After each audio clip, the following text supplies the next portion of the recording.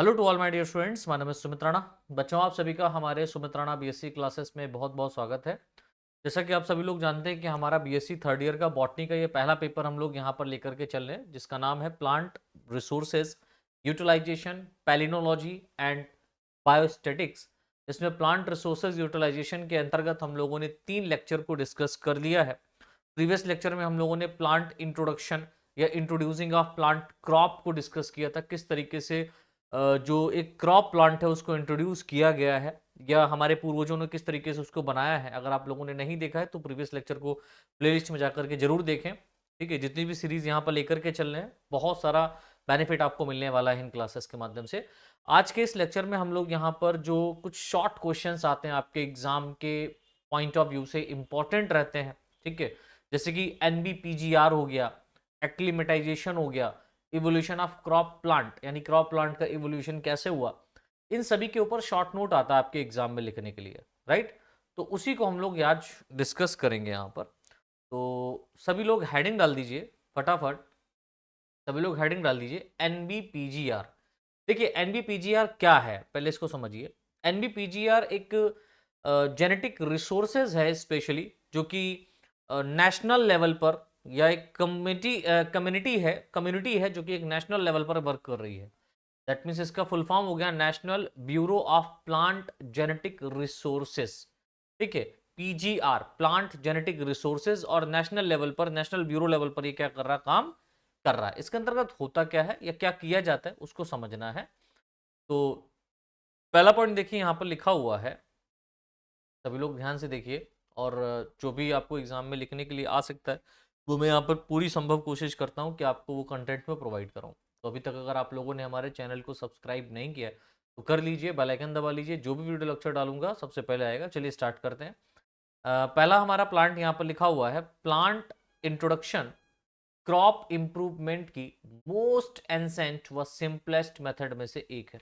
अगर आप plant introduction की बात करें तो ये क्रॉप प्लांट इंप्रूवमेंट के लिए एक बहुत ही प्राचीन विधि मानी जाती है और बहुत सरल विधि मानी जाती है। ठीक है, इंडिया में प्लांट इंट्रोडक्शन एंसेंट टाइम से यानी प्राचीन समय से डिफरेंट सोर्सेज के द्वारा किया जा रहा है। विभिन्न प्रकार के सोर्सेज रिसोर्सेज के द्वारा प्लांट इंट्रोड्यूस किए जा रहे हैं।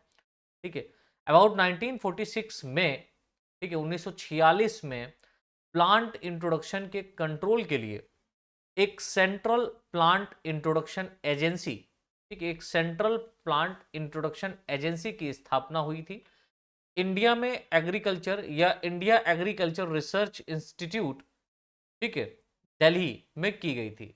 तो इसकी जो स्थापना हुई थी वो कहाँ की गई थी, मतलब जो एंसेंट प्लांट, एंसेंट या सेंट्रल एंसेंट प्लांट इंट्रोडक्शन का जो सेंटर बनाया गया है, सेंट्रल प्लांट इंट्रोडक्शन एजेंसी जो बनाई गई है, वो न्यू दिल्ली के अंतर्गत, न्यू दिल्ली में इसको स्थापित किया गया था। ठीक है, किस नाम से, इंडियन एग्रीकल्चर रिसर्च सेंटर या इंस्टीट्यूट के नाम से।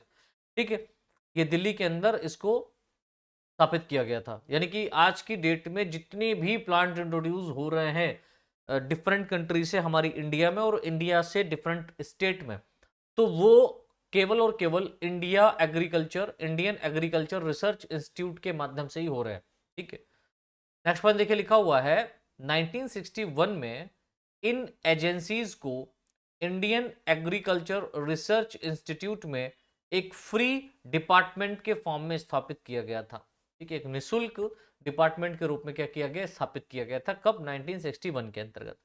1976 के अंतर्गत क्या हुआ, 1976 में इस डिपार्टमेंट को NBPGR that means National Bureau of Plant Genetic Resources के रूप में पुनर्गठन किया गया था।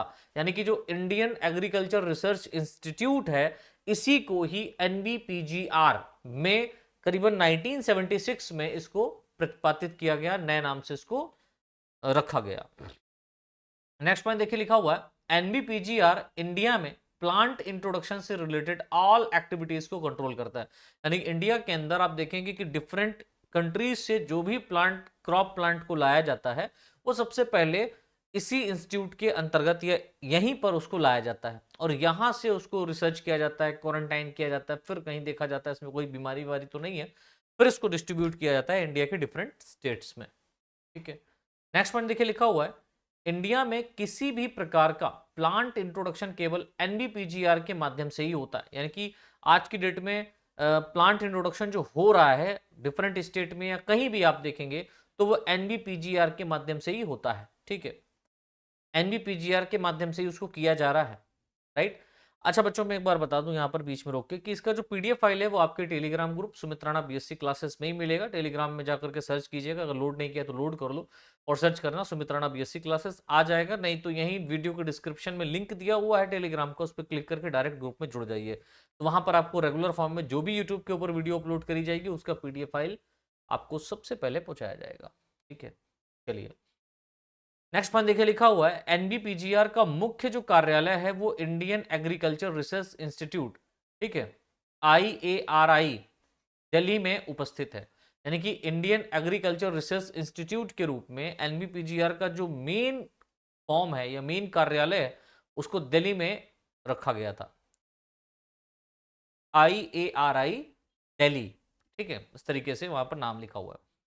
इंडिया में इंट्रोड्यूस की जाने वाली न्यू प्लांट वैरायटी या न्यू प्लांट स्पीसीज की जो टेस्टिंग होती है उसके लिए एनबीपीजीआर द्वारा शिमला, ठीक है, एनबीपीजीआर द्वारा शिमला, जोधपुर, ठीक है, कन्याकुमारी आदि स्थानों पर इसके सब स्टेशन भी स्थापित किए गए हैं। ठीक है, मतलब एनबीपीजीआर एक national bureau plant genetic resource जो है इसके अंतर्गत डिपार्टमेंट भी खोले गए हैं, सब इंस्टीट्यूट भी खोले गए हैं, जिसमें आपका शिमला शामिल है, जोधपुर है और कन्याकुमारी है। यहां पर एनबीपीजीआर के सब स्टेशन को रखा गया है, खोला गया है।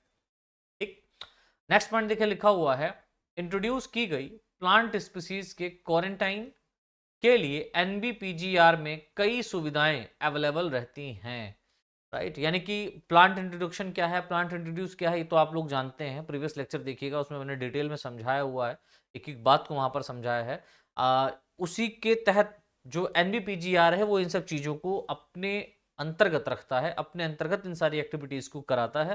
भाई इंट्रोड्यूस जो की गई प्लांट वैरायटी है उसके अंदर किसी भी प्रकार की जेनेटिक डिजीज तो नहीं है, उसके साथ में कोई एक ऐसी वीड प्लांट तो नहीं आ गया है जो कि हमारे इंडिया में जो डिफरेंट टाइप की स्पीसीज पाई जा रही हैं उनको कहीं डैमेज तो नहीं कर देगा। उन सबका टेस्टिंग करा जाता है एनबीपीजीआर के अंतर्गत। ठीक है, तो एनबीपीजीआर एक संस्था है, एक ब्यूरो है, ठीक है, जिसके अंतर्गत प्लांट जेनेटिक जो है ना, प्लांट का जो जेनेटिक लेवल है उस पर रिसर्च किया जाता है। ठीक है, नेशनल लेवल पर, क्योंकि पूरे इंडिया में, नेशनल करने मतलब पूरे इंडिया में इसका बोलबाला है और जो भी प्लांट इंट्रोड्यूस स्पीसीज की जाती है वो यहीं से की जाती है पूरे भारतवर्ष में, या भारत से किसी दूसरी जो है ना कंट्री में किसी प्लांट नई नई प्लांट स्पीसीज को अगर डिस्ट्रीब्यूट किया जाएगा तो एनबीपीजीआर के अंतर्गत ही किया जाएगा। ठीक है, तो ये इसके ऊपर शॉर्ट नोट आता है आपका बच्चा, तो आप याद रखिएगा। अच्छा, एक शॉर्ट नोट आपका आता है एक्लिमेटाइजेशन के ऊपर। What is the meaning of acclimatisation? इसको हिंदी में कहते हैं परिस्थिति अनुकूलन। एक्लिमेटाइजेशन होता क्या है समझिए। पहला पॉइंट यहां पर लिखा हुआ है प्लांट ब्रीडिंग की सबसे सिंपलेस्ट व प्राचीन विधि एंसेंट मेथड में से प्लांट इंट्रोडक्शन मुख्य है। ये तो आप लोग याद ही कर लो, इसको याद ही रखना। कोई भी शॉर्ट नोट अगर आपका आता है इससे रिलेटेड तो पहली बात तो प्लांट इंट्रोडक्शन में आपको ये लिखनी है, क्योंकि आपको कॉपी भी तो भरनी है ना। तो ये बहुत प्रचलित, हम ये कह सकते हैं थ्योरी का एक मेन पार्ट है, राइट।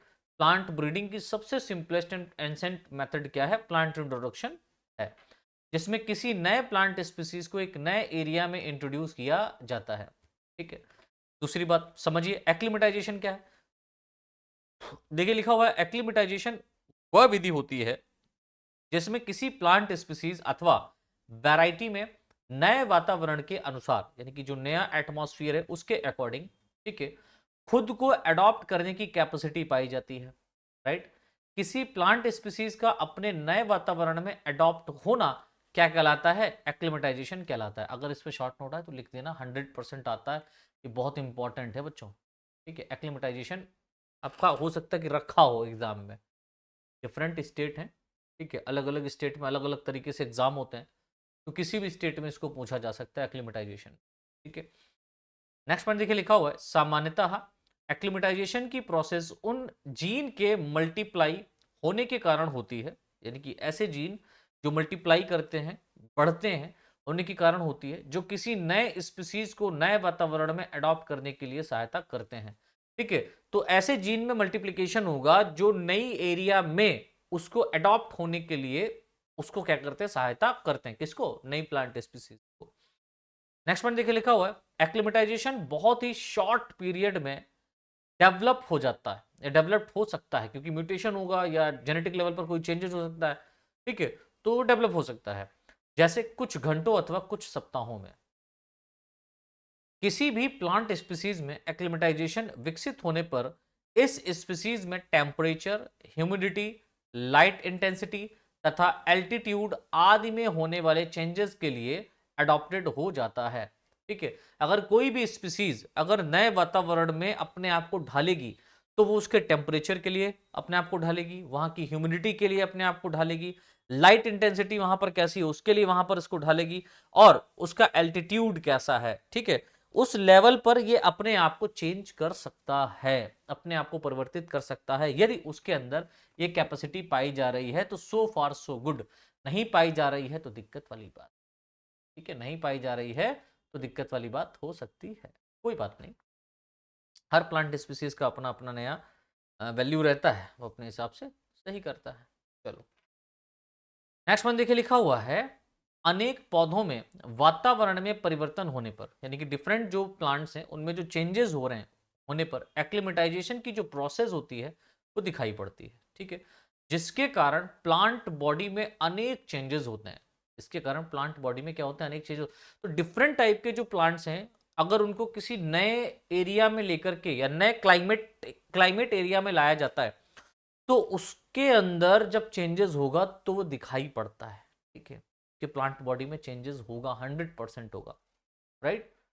नेक्स्ट पॉइंट देखिए लिखा हुआ है प्लांट स्पीसीज में एक्लिमेटाइजेशन किसी लाइफ साइकिल या पॉलिनेशन मेथड पर तथा इसके जेनेटिक चेंजेस के अनुसार होता है। यानी कि जो एक्लिमेटाइजेशन हो रहा है वो किसके अकॉर्डिंग हो रहा है, उसकी लाइफ साइकिल के अकॉर्डिंग हो रहा है। लाइफ साइकिल कैसी उसकी उस एटमॉस्फेयर में सर्वाइव कर पा रही है, कैसे चल रही है, पॉलिनेशन मेथड क्या है, और जो जेनेटिक चेंजेस हैं वो किस तरीके के उसमें देखने को आएंगे, ठीक है, उसके आधार पर ये एक्लिमेटाइजेशन होता है किसी प्लांट स्पीसीज में। नेक्स्ट पॉइंट देखिए लिखा हुआ है नॉर्मली वह प्लांट्स जिनमें क्रॉस पॉलिनेशन होता है, ठीक है, उनमें सेल्फ पॉलिनेशन करने वाले प्लांट्स की तुलना में अधिक तीव्रता से एक्लिमेटाइजेशन होता है। यानी कि ऐसे प्लांट्स जो सेल्फ पॉलिनेट ना होकर के क्रॉस पॉलिनेट करें, यानी कि यूनिसेक्सुअल प्लांट्स हम कहते हैं, राइट, डाइशियस हम बोलेंगे प्लांट के केस में, इसको डाइशियस कहेंगे। तो डाइशियस कहने का मतलब समझते हो, ऐसा प्लांट जिसके अंदर एक ही सेक्स ऑर्गन पाया जा रहा है, चाहे वो मेल प्लांट हो या फीमेल प्लांट हो, अलग अलग, जैसे साइका स्पाइनस, ये अलग अलग प्लांट्स हैं, राइट। तो इनके अंदर आप देखेंगे अगर इनको किसी एक ने, फिलहाल तो इनको नहीं, और भी बहुत सारे प्लांट्स ऐसे हैं जो डाइसियस हैं, राइट, यूनिसेक्सुअल हैं। तो कहने का मतलब क्या हुआ कि यहां पर जो प्लांट्स हैं उनमें अगर क्रॉस पॉलिनेशन होगा तो एक्लिमेटाइजेशन और तेजी से होगा। अगर सेल्फ पॉलिनेशन हो रहा है मतलब यूनिसेक्सुअल प्लांट है या मोनोइशियस प्लांट है, मतलब बाइसेक्सुअल प्लांट है यानी मोनोइशियस प्लांट है, तो जाहिर सी बात है उसमें क्या होगा, एक्लिमेटाइजेशन प्रोसेस देखने को कम मिलेगा, या हो सकता है कि आएगा लेकिन टाइम लगेगा।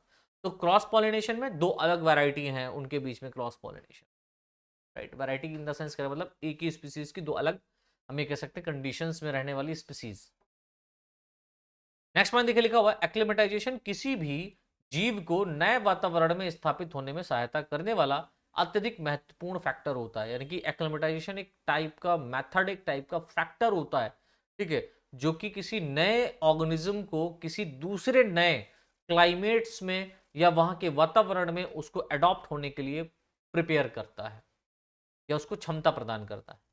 मनुष्य व अन्य जंतुओं में भी एक्लिमेटाइजेशन इफेक्ट देखने को मिलता है, अपने अंदर भी देखने को मिलता है। जैसे कि हम लोग ये कहाँ पर रह रहे हैं, यूपी में शाहजहांपुर जिले के हम रहने वाले हैं, तो यहाँ पर आपको आसपास क्षेत्र में करीबन करीबन 100-150 किलोमीटर दूर निकल जाओ तो पहाड़ देखने को नहीं मिलेंगे, लेकिन थोड़ा सा आगे हम बढ़ते हैं, उत्तरांचल की तरफ जाते हैं, ठीक है, या इधर हम कहीं निकल जाते हैं, तो आप देखेंगे कि आपको पहाड़ देखने को मिलेंगे, और पहाड़ों पे जो जीवन है उसका एक अलग मजा है, वहाँ का एक अलग क्लाइमेट है।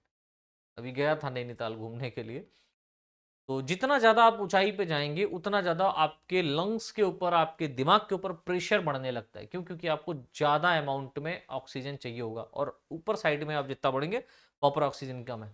तो एक आप ये कहें कि जो क्लाइंबर होते हैं या जो वहां पर रहते हैं, जो पहाड़ों पर रहते हैं, उनको अगर यहां पर लाया जाए, ठीक है, इस क्षेत्र में लाया जाए जहां पर ऑक्सीजन का अमाउंट ज्यादा है, तो वो तो कम इफेक्ट देखने को मिलेगा उसमें, लेकिन फिर भी उनके अंदर जो है ना वॉमिट होने की संभावना होगी, नोजिया होने की संभावना होगी, है ना। तो ये चीज वहां पर देखने को मिलेगी। या हम लोग पहाड़ों पर अधिक ऊंचाई तक अगर चलते चले जाएंगे जहां पर जीवन सर्वाइव हो रहा है, वहां पर लोग रह रहे हैं, अगर उनके घरों में रहने स्टार्ट करने जाकर के, तो अपने आप को भी अडॉप्ट करने में थोड़ा सा समय लगेगा। क्यों? क्योंकि वहां पर ऑक्सीजन है तो प्योर ऑक्सीजन, ये तो बात ठीक है, लेकिन ऑक्सीजन का अमाउंट कम है, की तरफ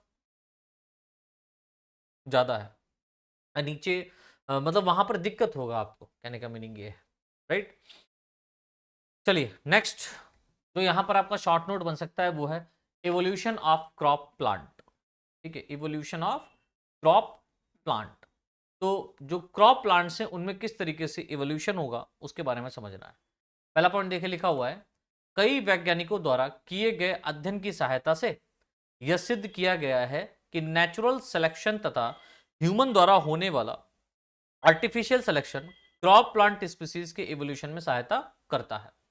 ठीक है, किसी प्लांट स्पीसीज के इवोल्यूशन के लिए उसकी पॉपुलेशन में जेनेटिक वेरिएशन का उत्पन्न होना आवश्यक होता है। अगर कोई भी प्लांट स्पीसीज है उसमें अगर इवोल्यूशन होगा, ठीक है, तो उसके इवोल्यूशन के लिए उसकी पॉपुलेशन में, ठीक है, जेनेटिक वेरिएशन का होना बहुत आवश्यक होता है। तथा इस प्रकार के चेंजेस मुख्यतः 3 मेथड्स द्वारा उत्पन्न हो सकते हैं, जिसके बाद सिलेक्शन मेथड द्वारा, ठीक है, क्रॉप प्लांट स्पीसीज का इवोल्यूशन पॉसिबल होता है। के बाद ही हम सिलेक्शन मेथड करेंगे, उसके बाद भी क्रॉप प्लांट का इवोल्यूशन पॉसिबल होता है। किसी प्लांट स्पीसीज में जेनेटिकल चेंजेस प्रोड्यूस होने के आधार पर प्लांट स्पीसीज में होने वाले इवोल्यूशन पैटर्न में फॉलोइंग क्लासेस में क्लासिफाई किया जा सकता है। जैसे 3 प्रोसेस कौन कौन से? पहला मेंडेलियन वेरिएशन, यानी कि मेंडल साहब ने जो अपना एक रूल दिया, अपना कंक्लूजन दिया, उसके आधार पर भी यहाँ पर चेंजेस आपको देखने के मिलेंगे। इंटरस्पेसिफिक हाइब्रिडाइजेशन, यानी कि 2 अलग अलग स्पीसीज के बीच में हाइब्रिडाइजेशन हो जाए और पॉलीप्लॉइडी कंडीशन है ये उत्पन्न हो जाए प्लांट में, तो आपको ये चेंजेस देखने को मिलेंगे। पहला यहां पर देखिएगा, मेंडेलियन वेरिएशन क्या कहता है, लिखा हुआ है बहुत सारे जो क्रॉप प्लांट स्पीसीज होती हैं वो जीन म्यूटेशन तथा एक ही स्पीसीज के मेंबर के बीच हाइब्रिडाइजेशन के बाद डेवलप होती हैं। ठीक है, दूसरी बात, किसी प्लांट स्पीसीज में दिखने वाले ऑल जेनेटिक चेंजेस मुख्यतः जीन मैचुरेशन या जीन म्यूटेशन द्वारा उत्पन्न होते हैं। ठीक है, अधिकांश म्यूटेशन हानिकारक होते हैं, लेकिन कुछ म्यूटेशंस क्या होते हैं, लाभप्रिय या लाभकारी भी होते हैं, जिसके द्वारा वेरिएशन क्या होता है, उत्पन्न होता है और एक नई स्पीसीज का फॉर्मेशन हो जाता है। जीन म्यूटेशन के द्वारा उत्पन्न होने वाला वेरिएशन सामान्यतः मेंडेलियन वेरिएशन कहलाता है। अगर आप लोगों ने ये नहीं पढ़ा है तो जो आपका फर्स्ट ईयर में 3rd पेपर है सेल बायोलॉजी एंड जेनेटिक्स, उसमें मैंने पूरा पढ़ाया हुआ है, अब वहां से पढ़िए जाकर इसको। अनेक crop plant species, for example जैसे हम लोग बार्ले के बोले, पी प्लांट बोले, टोमेटो बोले, ठीक है, लिनसीड बोले, लाइन सीड बोले, आदि का जो इवोल्यूशन हुआ है वो मेंडेलियन वेरिएशन की सहायता से ही हुआ है, राइट। दूसरी बात यहां पर देखिए है इंटर स्पेसिफिक हाइब्रिडाइजेशन। ये क्या होता है, देखिए लिखा हुआ है प्लांट की डिफरेंट स्पीसीज के बीच किए जाने वाले क्रॉस इंटर स्पेसिफिक हाइब्रिडाइजेशन कहलाते हैं तथा इनके द्वारा उत्पन्न होने वाली न्यू प्लांट स्पीसीज को हाइब्रिड कहते हैं, जो अपने पेरेंट्स के कंपैरिजन में मोर डेवलप होते हैं। ठीक है, दूसरी बात, इन हाइब्रिड्स का इनके पेरेंट्स के साथ इन हाइब्रिड्स का इनके पेरेंट्स के साथ बैक क्रॉस करने पर पाए जाने वाले सुपीरियर जीन, यानी कि जो यहां पर सबसे ताकतवर वाला जीन होगा, वो अगली जनरेशन में ट्रांसफर हो जाता है। ठीक है, इंटरस्पेसिफिक हाइब्रिडाइजेशन मेथड द्वारा अनेक क्रॉप प्लांट स्पीसीज का इवोल्यूशन हुआ है। जैसे हम मेज की बात करें, ग्रैप्स की बात करें, पियर्स की बात करें, स्ट्रॉबेरी की बात करें, तो ये सब कैसे प्लांट्स हैं, ये इंटरस्पेसिफिक हाइब्रिडाइजेशन से प्रोड्यूस होने वाले क्रॉप प्लांट्स हैं। ठीक है, नेक्स्ट यहां पर मेथड है पॉलीप्लॉइडी। क्या होता है, देखिए लिखा हुआ है सामान्यतः डिप्लॉयड प्लांट के कंपैरिजन में पॉलीप्लॉइड स्पीसीज अधिक इफेक्टिव होती है। अगर आप देखें कि जो एक डिप्लॉयड प्लांट है उसके कंपैरिजन में अगर आप पॉलीप्लॉइड प्लांट की बात करें तो वो ज्यादा इफेक्टिव होगा। क्यों? इसी कारण अनेक crop plant species auto polyploidy द्वारा डेवलप हुई हैं। जैसे हम लोग बनाना की बात करें, एप्पल की बात करें, वाटरमेलन की बात करें, ठीक है, तो ये सारी की सारी जो और भी बहुत सारी स्पीसीज हैं, प्लांट स्पीसीज हैं, ये पॉलीप्लॉइडी मेथड से ऑटो पॉलीप्लॉइडी की तुलना में ऑल एलोपॉलीप्लॉइडी अधिक महत्वपूर्ण होती है। ठीक है, तो पॉलीप्लॉइडी मेथड में जो ऑटो पॉलीप्लॉइडी है, इसके कंपैरिजन में जो यहां पर ये वाली स्पीसीज बनी, इनके अब जो बनाना हो गया, एप्पल हो गया, वाटरमेलन हो गया, इन सभी स्पीसीज को एलोपॉलीप्लॉइडी बोलेंगे। ठीक है, तो एलोपॉलीप्लॉइडी अधिक मोर इफेक्ट होती है ऑटो पॉलीप्लॉइडी के कंपैरिजन में। ठीक है, नेक्स्ट वन देखिए, लिखा हुआ है लगभग 50% से अधिक क्रॉप प्लांट स्पीसीज एलोपॉलीप्लॉइडी मेथड द्वारा डेवलप हुई हैं। ठीक है, इस मेथड में होगा क्या, एलोपॉलीप्लॉइडी मेथड क्या है, तो इस मेथड में अनरिलेटेड पेरेंट, यानी कि जो एक दूसरे से पेरेंट रिलेट नहीं कर रहे हैं, उनकी बात हो रही है। एक ऐसा स्पीसीज है जो बिल्कुल अलग है, एक ऐसा है जो बिल्कुल अलग है, ठीक है, उसको एलोपॉलीप्लॉइडी बोलेंगे। उनसे जो प्लांट डेवलप होगा या जो प्लांट बेबी आएगा उसको हम लोग एलोपॉलीप्लॉइडी बोलेंगे या मेथड बोलेंगे। ठीक है, तो अनरिलेटेड प्लांट पेरेंट्स प्लांट के बीच में हाइब्रिडाइजेशन तथा क्रोमोसोम्स डबलिंग द्वारा, ठीक है, क्रोमोसोम्स डबलिंग द्वारा नए क्रॉप प्लांट स्पीसीज को डेवलप किया जाता है। ठीक है, वर्तमान समय में, आज के समय में अगर देखा जाए, उपयोग की जाने वाली अधिकांश इंपॉर्टेंट क्रॉप प्लांट स्पीसीज जो भी हैं, वो हाइब्रिडाइजेशन मेथड द्वारा ही डेवलप हुई मानी जाती हैं। ठीक है, अधिकांश स्पीसीज जो हैं वो सारी की सारी हाइब्रिडाइजेशन मेथड द्वारा ही मानी जा रही हैं आज की डेट में। तो आई होप आपको बच्चों ये 3 शॉर्ट नोट जो आपके हैं, एक है आपका एनबीपीजीआर, दूसरा है एक्लिमेटाइजेशन और तीसरा evolution of plant, evolution of crop plants. ठीक है, तो इन सब पे आपका शॉर्ट नोट पूछा जाता है। तो आई होप आपको समझ में आया होगा। ठीक है, नहीं आया तो दोबारा से वीडियो को रिप्ले करके देखें, और इसका पीडीएफ फाइल आपको अगर चाहिए तो आप हमारे टेलीग्राम ग्रुप में जुड़ जाएं। टेलीग्राम लोड कर लीजिए अगर आप लोगों ने लोड नहीं किया है, और लोड करने के बाद में वहाँ पर सर्च कीजिएगा सुमित राणा बीएससी क्लासेस, आप आसानी से उसमें ज्वाइन कर जाइए और इसका पीडीएफ आपको वहाँ पर मिल जाएगा। आज के लिए इतना ही, बहुत बहुत धन्यवाद।